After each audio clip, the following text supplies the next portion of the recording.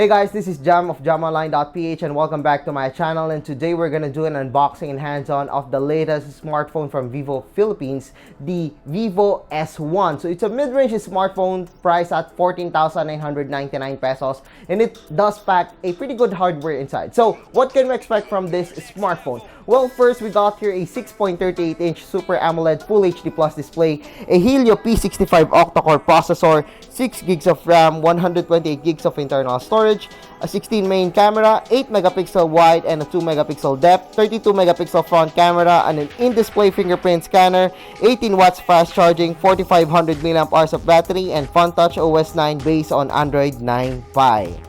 I'm really excited to check out the Vivo S1, so what are we waiting for? So let's unbox and let's take a closer look at the Vivo S1. Alright guys, so you're looking at the Vivo S1 smartphone, so time to unbox this one.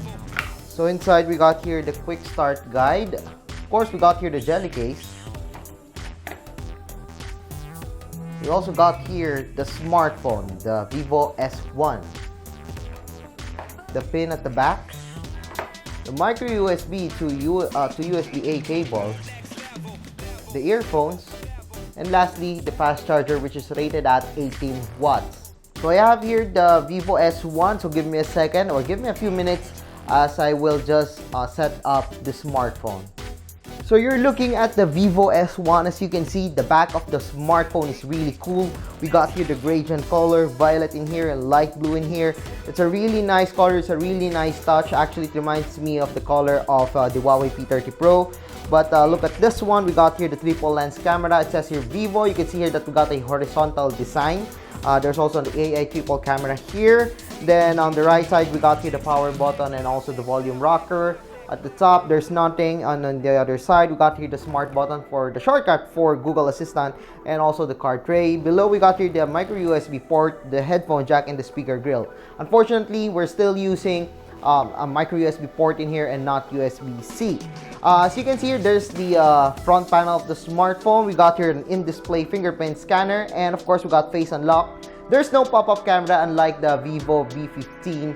So we have got here the notch at the top. We got here a not so small but fairly nice chin below. The bezels are just fine with me. We got rounded edges in here. And I think this one is a little bit chunky for me. But it's not that straining to the hand. Actually, okay lang siya sa akin. Madali pa rin siya hawakan. It's still ergonomic for me. I mean, I still recommend using the included case on the smartphone, but you can feel that there's some thickness in here. But of course, that thickness is because of we got here a really large 4,500 mAh of battery.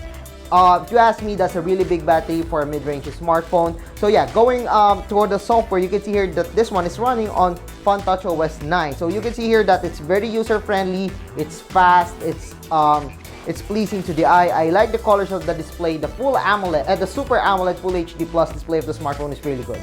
It's vivid, the blacks are good, and also the brightness is really good on the smartphone. So you can see here, yes, it's a good smartphone in here. And how about the software? Well, the FunTouch OS is fine with me. I mean, if you're a new smartphone user or if you're coming from other Android smartphones or even the iPhone, you wouldn't have problem using the smartphone's UI. So you can see here, we got here the Jovi Smart Scene and everything, just the shortcuts for everything. And then on the here's the home screen. You could add widgets in here. There's no app drawer. And then of course, there's the included applications on the Vivo S1. You could see here there are pre-installed applications. I haven't installed any applications as of this recording, but yeah, it's very user-friendly. It's nice to see. It's easy on the eyes, so really easy to use. So how about the camera? Well, one of the main highlights of the smartphone is its camera. Well, I've actually tried the camera of the smartphone a while ago, but before that, I'm gonna show you yung kanyang UI ng camera. It's very similar to other Vivo smartphones. Yes, there are a lot of buttons. So this one is for the full screen if you want to. There's the wide angle lens. And of course, if you want to add some bokeh, here we go for some filters. Then, of course, we also got here the timer and also the image recognizer. There we go. So I don't really use that one that much. I mean, I don't really use that one. So we also got here the portrait light effect. And of course, the live photo. You got here the settings. Ang gusto ko sa kanya is the settings is very user-friendly.